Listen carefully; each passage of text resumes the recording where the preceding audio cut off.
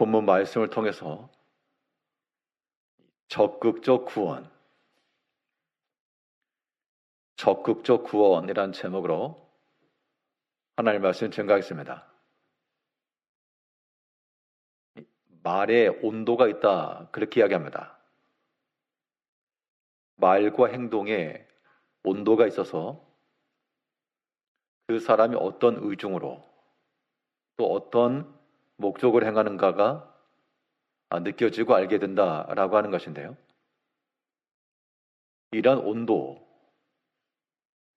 그것을 판단할 수 있는 근거는 이 능동성과 적극성이 있다라고 볼 수 있습니다. 말을 하더라도 적극적 참여 의사가 있는 사람의 말과 그렇지 않은 사람의 말은 이 차이가 있을 것이고, 또 어떤 행동에 대해서도 여기에 참여하고자 하는 사람의 자세와 한 발 뒤로 빼려는 사람의 모습은 다를 것이기 때문에 그런 것에서부터 말과 행실의 온도를 느낄 수 있다라고 말하는 겁니다.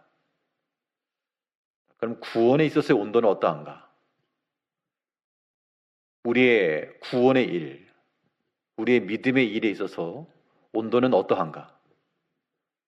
이도 마찬가지로 우리가 믿는 일, 또 구원을 이루어가는 일에 대해서 좀 적극성과 능동성을 지니고 있을 때는 이 구원의 온도가 높다라고 말할 것이고, 그렇지 않고 이 적극성이나 능동적 참여가 없을 경우에는 그러한 믿음은 이제 냉랭한 믿음이 되는 겁니다. 이제 우리가 좀 더 이 구원에 있어서, 구원을 이루어가는 우리 믿음에 있어서 이런 적극성을 띠고 믿음의 온도를 높이기 위해서 우리가 해야 될 것이 무엇인가? 또 구원을 이루어가는 일에 적극성을 띠는 사람들에게 나타나는 특징이 무엇이겠는가? 오늘 본문 말씀을 통해서 우리 살펴보도록 하겠습니다. 첫째로, 이 구원을 이루어가는 적극성을 지닐 때에는 빛의 열매가 나타나게 되어 있습니다. 즉, 우리의 말과 행실 속에서 이 빛의 열매들이 맺어지고 있다라고 하는 것은 이 구원의 온도가 높은 상태, 반면 빛의 열매를 맺히지 못한다라고 하는 것은 냉랭한 상태인 겁니다. 오늘 본문의 내용은 이사야서에서 나오는 예수님에 관한 예언입니다. 물론 그 당시 이사야에게서 태어났던 한 아기에 관한 이야기지만 이것이 장차 임하실 평강의 왕, 전능하신 하나님에 관한 예표였습니다. 이때 그리스도께서 이러한 평강의 왕이 오셔서 그 이전까지 흑암 가운데 헤매고 있던 자들을 빛으로 인도하시고 이방같이 여기던 그들을 이제 하나님의 거룩한 백성으로 삼아주실 것에 대해서 선언하고 있는데, 이러한 믿음의 일들, 구원의 일을 이루기 위해서 변화될 것이 바로 흑암에서 빛으로, 어둠의 일에서부터 빛의 일로 바뀌어야 될 것을 말해주고 있습니다. 오늘 본문 2절에서는 흑암에 행하던 백성이 큰 빛을 보고 사망의 그늘질 땅에 거주하던 자에게 빛이 비치도다.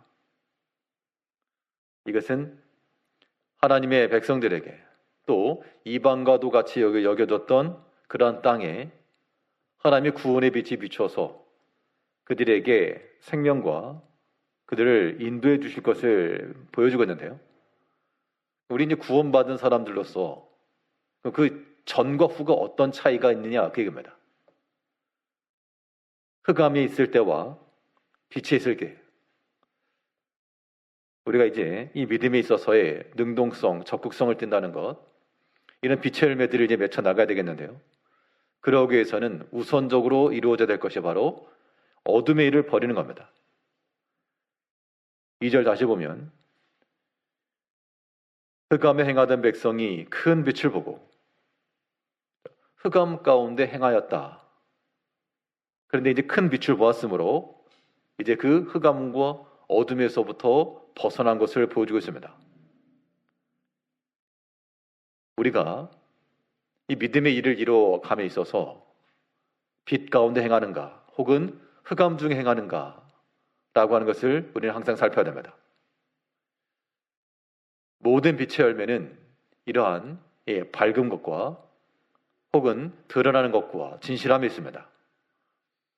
그럼 모든 어둠의 일들은 감추어지는 것과 부분적인 것과 속이는 것이 있다 그랬습니다. 하나님께서 야곱에게 이름을 바꿔줬습니다. 야곱이라고 한 이름의 뜻은 발꿈치를 잡는 자, 속이는 자.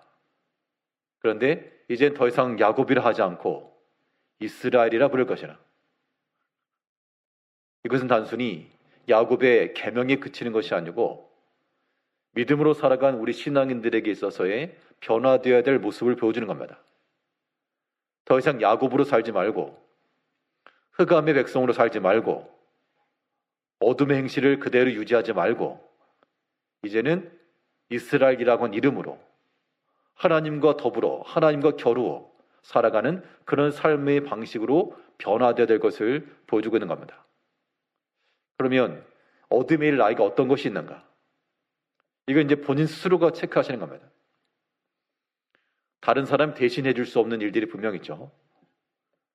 우리 마음속에 자리 잡고 있는 어둠에 속한 일들 혹은 악한 행실들 이런 것들을 우리가 물리쳐야 하지만 그래야지만 빛의 열매가 나오는 겁니다. 이 어둠의 일들을 우리가 몰아내지 않는 것은 구원을 이루어가는 일에 있어서 적극성이 없는 겁니다.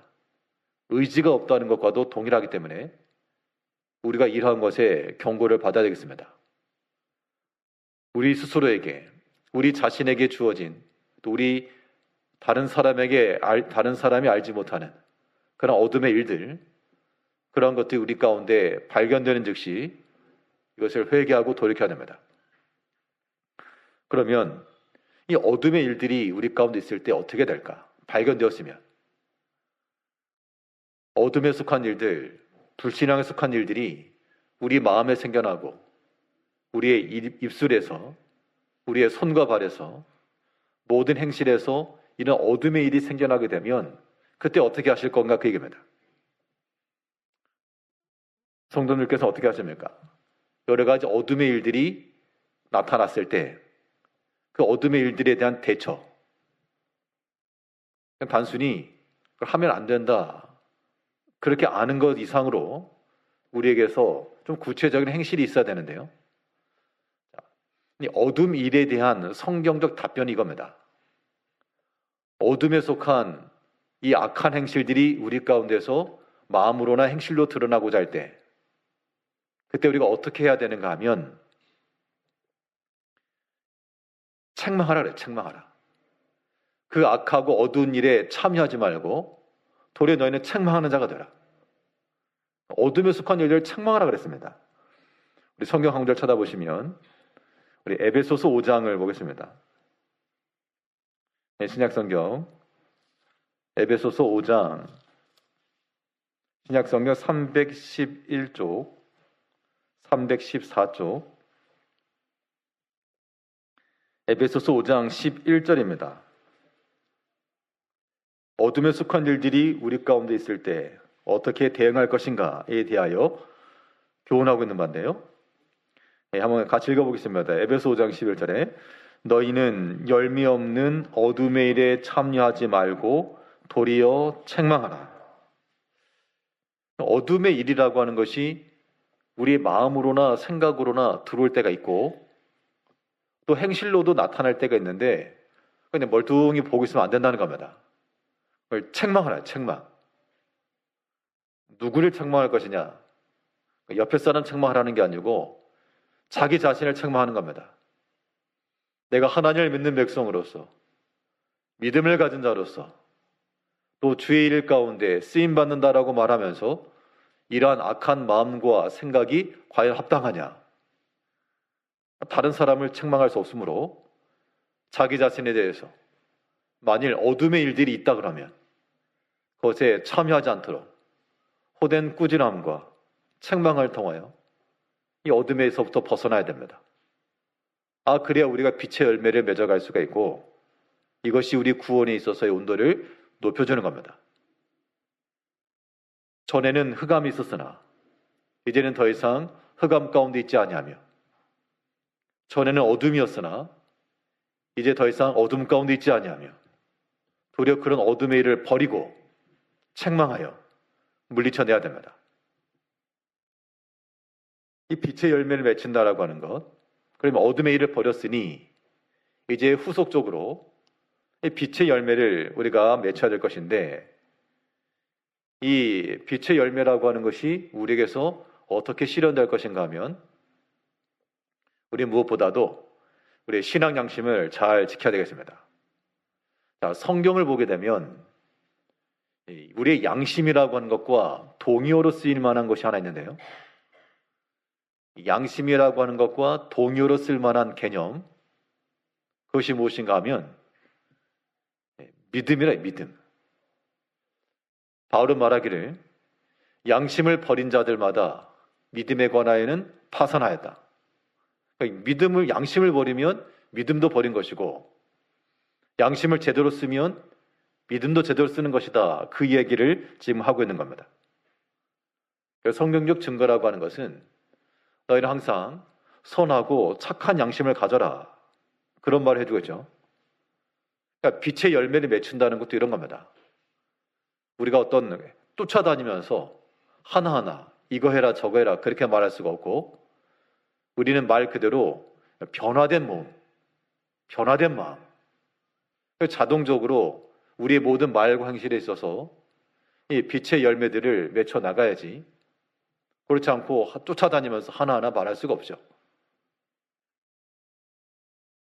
자동화된 시스템 속에서 더 많은 생산품이 나오는 것처럼 우리의 마음과 생각의 체계가 이러한 선한 양심이라고 하는 이러한 자동 체계를 갖춰놔야 어떠한 일에 대해서도 범사의 양심을 따라 행할 수 있다는 겁니다. 바울 사도도 말하기를 형제들아, 내가 범사의 양심을 따라 하나님을 섬겨노라. 이 양심이라고 하는 것은 성령의 좌소라 그랬습니다. 하나님 우리 안에 거하신다 그랬는데 어디에 계실까? 우리 뱃속에 있는 거 아닐 것이고, 그렇다고 하나님께서 성령께서 우리 심장 속에 있는 거 아닐 것이고, 물질이 아니니까요. 폐 속에 있는 거 아닐 것이고, 그렇죠? 어디 계실까? 성령이 계시는 곳이 바로 우리의 양심이므로, 우리의 양심을 버리게 되면 성령의 음성도, 그의 지도하심도, 때로는 그의 책망하심도 듣지 못하는 겁니다. 그래서 이 양심을 버린 자들마다 믿음을 버린 자라라고까지 말하고 있죠. 이제 우리가 전에 행하던 이 어둠과 흑암에서부터 벗어나 빛 가운데로 나아가기 위해서, 이 빛의 열매를 맺혀 나가기 위해서 우리 양심을 바로 세워나가는 것 중요하겠습니다. 이런 양심 가운데 우리가 바로 세워나가려면 어떻게 하면 좋을까? 사람이 양심이라고 하는 것이 우리 안에 있어서 물질이 아니기 때문에 어떤 물질적인 것으로 이것을 잘 다스릴 수는 없고, 범사의 양심을 따라 하나님을 잘 섬기며 빛의 열매를 맺혀 나가기 위해서는 우리가 어떤 일이건 다 죽게 하듯 하는 마음을 지녀야 되겠습니다. 착하고 선한 양심을 지닌다는 것은 결국 우리의 반응일 것인데요. 어떤 일들에 대한 우리의 말로서나 행실로서의 반응이 우리의 양심을 거쳐서 나올 때, 이거 하나님께서 우리에게 이르시고 혹은 막으시고 하는 것들을 따라가는 건데요. 이러한 모든 것들이 우리가 깨끗한 양심을 잘 지키려면 무슨 말이든 무슨 일이건 사람에게 타지 않고 죽게 하듯 하라 라고 하는 말씀을, 그 명령을 지켜나가는 것이 중요합니다. 죽게 하듯 하는 거기 때문에 우리가 모든 일에 있어서 사람의 판단에 따르지 않고, 사람의 평가가 더 중요하지 않고, 죽게 하듯 충성하며, 또 죽게 하듯 사람일지라도 죽게 하듯 또 공손하고 예의를 있으며 그의 마음을 또한 시원케 해주고 그런 마음들이 우리 가운데 필요하다는 겁니다. 이제 우리가 이 어둠의 일을 벗고 빛의 열매를 맺혀 나간다라고 하는 것, 우리 신앙에 있어서의 믿음의 온도를 높이는 게 됩니다. 냉랭하지 않고 따뜻한 믿음을 가지고 주 앞에 드리는 자들이 될 수 있도록, 하나님께서 우리에게 기뻐하시는 것은 믿음이라 그랬는데, 우리가 사랑하는 가족들에게 혹은 손님들에게 따뜻한 음식 한 끼 내어드리는 거, 그거 기본적인 거죠. 뭐 차가운 거 내드리는 거, 이거는 예의가 아닐 겁니다. 우리가 하나 앞에 우리 믿음의 행실을 드린다 할 때 좀 따뜻한 걸로, 좀 온도가 있는 걸로, 우리의 마음과 정성이 좀 들어간 걸로, 적극적인과 능동적인 것으로 그런 믿음의 행실을 좀 드리자는 겁니다. 모든 어두운 일들을 우리는 책망하시고, 물러가라 책망하시고, 예수님께서도 이 베드로에 대해서, 그 십자가의 길을 가로막으려 했던 베드로의 언사에 대해서 사탄아 물러가라, 사탄이 주는 모든 악한 생각들, 그런 미혹들 우리 안에 그대로 수용하지 마시고 물리치며 책망하며 착하고 선한 양심을 지키라 그랬으니, 언제나 죽게 하듯 하는 마음을 가지고 바른 마음과 양심을 따라 우리의 모든 믿음에 있어서 선한 빛의 열매를 맺어나가는 성도님들이 되셔야 되겠습니다. 둘째로, 이 구원의 적극성을 나타내는 자들에게서 어떠한 면이 보일 것인가? 믿음의 온도가 있는 사람은 자원하는 마음을 지닌다는 겁니다. 이건 억지가 아니라는 얘기예요. 억지로나 그런 것이 아니고 자원하는 마음. 자원하는 마음이라고 하는 것은 그 안에 기쁨이 있다는 얘기죠. 즉, 우리가 이 구원의 능동성을 갖추고 자원하는 마음으로 주를 섬기는 자가 되기 위해서는 이런 기쁨이 있어야 되는데, 이 기쁨이라고 하는 것은 하나님을 기뻐하는 걸 가리킵니다.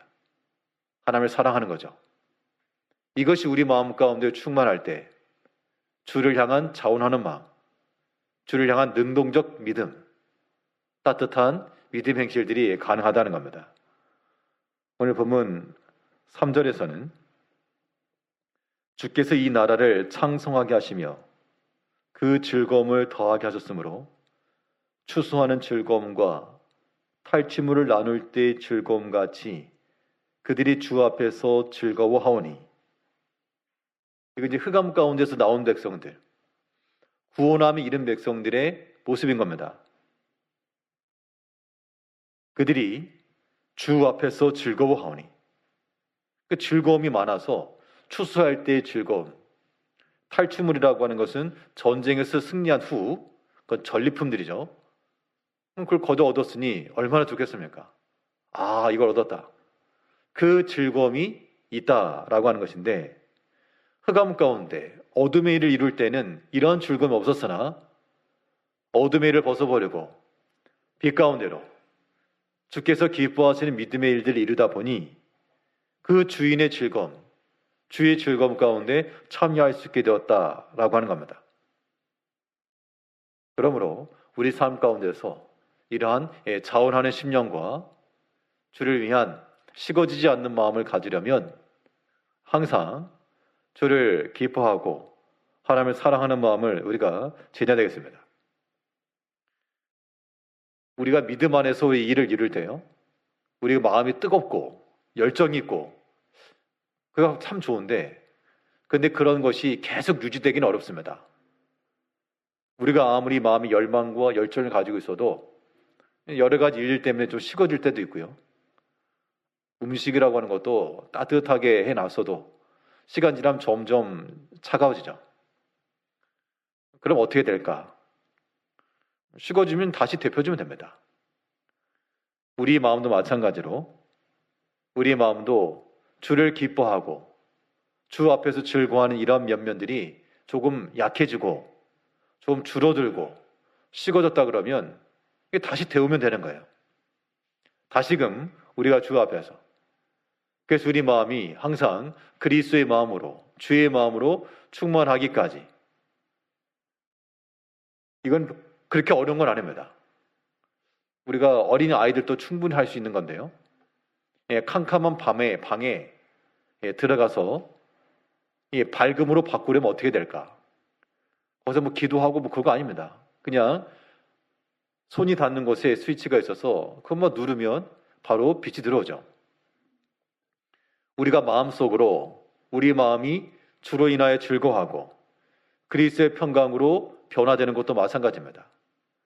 우리가 그 버튼을 못 찾아서 그렇지 어려운 게 아니어서 우리가 그리스도의 평강을 우리 마음속에 심고 우리 주님의 그 능력과 그 자비로우심과 그 힘을 우리가 이해하고 품고 거기에 우리 손이 미치게 되면 이제 우리 마음은 주의 마음으로 그리스도의 평강으로 주장함을 받을 것이고 그 마음에서부터 주를 의지하며 주를 신뢰하며 주를 사랑하는 그런 마음이 가능하다는 겁니다. 내 마음은 과연 주 앞에서 어떤 마음인가? 주 앞에서 즐거워하며 기뻐하는 그 자원하는 마음이 내게 있는가? 라고 하는 것도 항상 살피면서요. 그런 것이 없다고 해서 이유를 찾을 것이 아니고 그것이 없는 상황을 우리가 통탄히 여기시고 믿음으로 사는 건 그렇게 사는 게 아니죠. 하나님 앞에서 즐거움이 없다라고 하는 것은 아무튼 뭔가 문제가 있다는 것이니까 하나님 앞에 가지고 나아가서 고쳐주시길 바라고 주여 낫기를 원하나이다. 내 마음속에 다윗이 그런 고백을 했죠.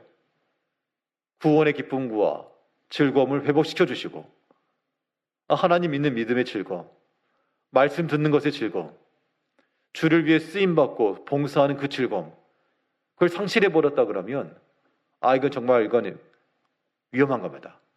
회복하셔야 돼요. 자, 이런 믿음의 일들을 이루기 위해서 우리의 마음 언제나 주를 기뻐하고 또 주를 위해서 자원하는 마음을 가지고 누가 뭐 억지로 시켜서가 아니라 내 마음속에부터 솟아난 샘물과도 같이 성경에 보게 되면 예수님께 나왔던 한 향유를 가지고 나왔던 그 여인의 내용을 보면요. 누가 시켜서 한 거 아닙니다.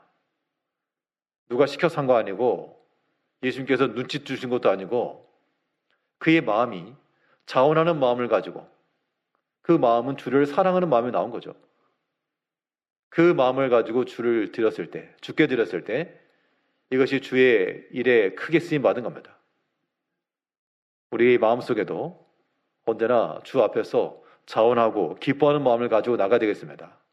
우리 모든 경건 생활도, 우리의 모든 예배 생활도, 또 기도 생활도, 모든 봉사의 일도 이거 뭐 멱살 잡아 끌려나가는 것처럼 그거 말고 우리 마음 가운데 자원하는 마음으로, 기쁜 마음으로, 그 즐거워하는 마음으로 3절 하반절에 있는 것처럼 그들이 주 앞에서 즐거워하오니 우리 영혼이 또 우리 육체까지라도 주 앞에서 즐거워하며 기뻐하는 모습을 가지고 우리가 나가야 됩니다. 자원하는 마음이 하나님을 사랑하는 마음에서부터 나온다 그랬으니 하나님을 가까이 하고 사랑하는 것 중요하고요.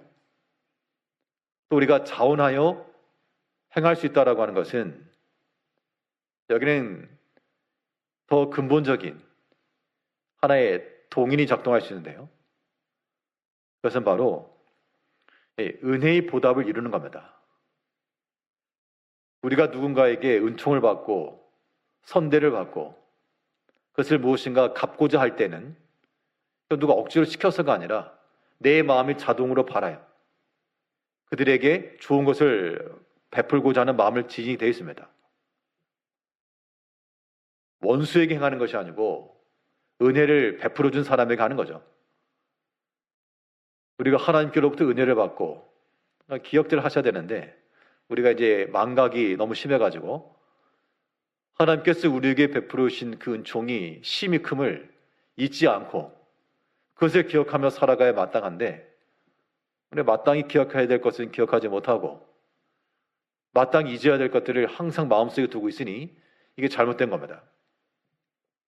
우리는 사람에게도 받은 은혜를 기억하는 것이 좋고 또 하나님 앞에서도요. 받은 은혜를 기억하고 그에 대한 보답의 마음을 갖는 거 이거 필요한 겁니다. 오늘 보면 4절을 보면 이는 그들이 무겁게 맨 멍에와 그들의 어깨의 채찍과 그 앞지자의 막대기를 주께서 꺾으시되 미디안의 날과 같이 하셨음이니이다. 흑암에서 빛으로, 또한 어둠에서부터 광명으로 하나님께서 이렇게 구원의 길로 인도해 주신 것에 대해서 우리를 해방시켜 주었다. 그들의 막대기를 꺾으셨다. 이렇게 표현했는데, 그런데 그 뒤를 보니까요, 미디안의 날과 같이 하셨다. 미디안의 날과 같이 하셨다라고 하는 것은 역사적으로 사사기에 나오는 내용을 의미합니다. 이 기드온 때 그 미디안에 쳐들어왔을 때 하나님께서 그들을 물리치신 것을 지금 상기시키면서, 그럼 시간적으로는 이미 옛날 일이죠. 시간적으로 이미 예전 일인데 그것을 지금 기억하면서 하나님께서 미디안을 물리치시고 우리를 건져주셨던 것, 그 때를 또 기억하면서 주께서 또한 꺾으셨다라고 말해주고 있습니다. 우리가 하나님의 은혜의 보답이라고 하는 거, 주께서 우리 가운데 행하시고 이루셨던 것들을 우리가 잊지 않아야 됩니다. 그런 것들만 잘 기억해도 우리 믿음이 굉장히 풍성해질 수가 있겠어요. 우리 신앙 연수가 한 해 한 해 지나가면서 우리 믿음의 깊이도 더욱 깊어져야 됩니다. 그러기 위해서는 각 해마다 정말 굵직굵직하게 하나님께서 베풀어 주신 큰 은혜들, 잊을 수 없는 큰 은혜들을 하나씩 하나씩 기억해 보는 것도 좋을 것 같습니다. 올해 2026년이 시작됐으니까 작년 한 해 동안 생각해 보시면서, 작년 한 해 동안 수많은 일이 있었겠지만 그 가운데 하나, 그런 거 잊어버리니까 기억하고 기록해 놓으신 게 중요해요. 그럼 2025년 작년 한 해 동안 있었던 일 중에서 정말 딱 하나, 잊을 수 없는 그 은혜, 그거 한번 생각해도 그건 감사한 거죠. 그 전에는요, 그 2년 전에도 해마다 굵직한 거 하나씩만 생각해도 하나님께서 내게 베푸시던 그 은혜들을, 그 묵상하는 거 한 10분씩만 묵상해도요, 한번 10년치만 묵상해도 1시간 훌쩍 지나가겠습니다. 우리의 기도 생활이라고 하는 것도 하나님께서 베풀어 주신 은혜를 기억하고 감사하는 것이 충분해야 됩니다. 사실 우리의 간구하는 모든 것들은 하나님께서 이미 우리 가운데 역사하시고 행하셨던 것들이 많이 있습니다. 유사한 문제들이 발생하는 것뿐이지 하나님께서 도와주셨고 해결해 주셨고 길을 여시고 때로 막아주셨던 일들이 이미 우리 삶 가운데 있다는 겁니다. 그걸 기억해내는 거예요. 그래서 바울은 말하기를, 사형선고와도 같은 그런 큰 환난과 시험을 만났을 때 오직 하나님만 의지하라고 이때를 주신 것인 줄 알고 하나님 앞에 기도하기를, 하나님께서 우리를 구원하실 것이라. 그런데 구원하실 것이라만 말한 게 아니고 우리를 구하셨고 또 구원하고 계시고 또한 구원해 주실 것을 믿노라. 이미 지난날 자신을 도와주셨던 그 과거의 은총들을 잊지 않고 기억했다는 겁니다. 사자와 같은 맹수의 그 위험 속에서 자기를 건져줬던 그 하나님의 은혜를 기억하니까 어떤 시험과 어떤 계획 속에도 참아내고 이겨낼 수 있다는 겁니다. 그 당시의 시험은 큰 어려움이었는데 지나고 보니 이것이 큰 능력이 되었다는 겁니다. 이제 우리 마음속에 주를 향한 자원하는 마음으로 이런 믿음의 능동성을 지키는 이런 믿음의 일들이 이루어지기 위해서 은혜에 대한 보답을 이루어가야 되겠습니다. 하나님께 받는 것만이 아니고 우리 예배라고 하는 것, 신앙생활에 있어서 중요한 본질 가운데 하나는 주께 드림에 있습니다. 그래서 과거 이 제사법에도요, 이 제사장들이 대신 양 잡아준 게 아니고 하나님 앞에 제사를 드리려고 했던 사람들이 자기 것을 끌고 와서 드린 겁니다. 자기 자신을 드린다라고 하는 것에 대한 예표죠. 우리가 하나님 앞에 믿음 생활하는 것도 주께 드리는 것이 있습니다. 이제 이걸 고민하셔야 돼요. 무엇을 드릴까? 나는 주께 무엇을 드릴까? 내가 향유 300데나리 향유를 드릴까? 그게 없는데 어떻게 드릴까? 하나님께서는 우리에게 없는 것을 받지 않으십니다. 없는 것을 받지 아니하시고 있는 것을 받으시고 또 할 마음이 있는 것, 마음을 받으신다 그랬죠. 이제 우리 삶 가운데 우리에게 주어진 모든 것을 가지고 내가 무엇을 가지고 주께 나갈까? 무엇을 보답할까? 하나님이 내게 주신 시간이며 건강이며 또 모든 것을 가지고 주께 보답하는 마음으로 하나님께 우리가 많은 은혜를 받았으니 또 우리가 주를 기쁘시게 하는 마음을 가지고 우리 믿음의 정성스러운 한 그릇, 믿음의 행실들, 또한 주 앞에 충성하는 마음들, 이 모든 것을 가지고 주 앞에 드리기를 힘써 한다는 겁니다. 이런 은혜의 보답의 마음이 우리 가운데 있을 때 이것이 우리에겐 주를 향한 자원하는 마음이요, 또한 능동적이며 적극적인 믿음의 행실이 될 수 있는 겁니다. 사람의 말을 들어보면 그 사람이 마음이 어떠한지 알 수 있고 또 행동하는 자세를 보면 마음이 있는지 없는지를 알 수 있습니다. 우리가 믿음이 있다라고 말하는데요, 이 믿음 속에 과연 능동적인 것과 자원하는 것과 이러한 면이 있는가를 항상 생각하여서 이제 전에 행하던 그 어둠의 일들은 다 벗어버리고 물리치고 책망하고 오직 선한 양심을 따라 죽게 하듯 우리의 삶을 주 앞에 드리며 또한 그 은혜에 보답하는 마음을 가지고 하나님을 사랑하는 마음을 가지고 자원하는 마음으로 주를 위해 충성하시는 주의 모든 성도님들 다 되시기를 바라겠습니다. 기도하겠습니다.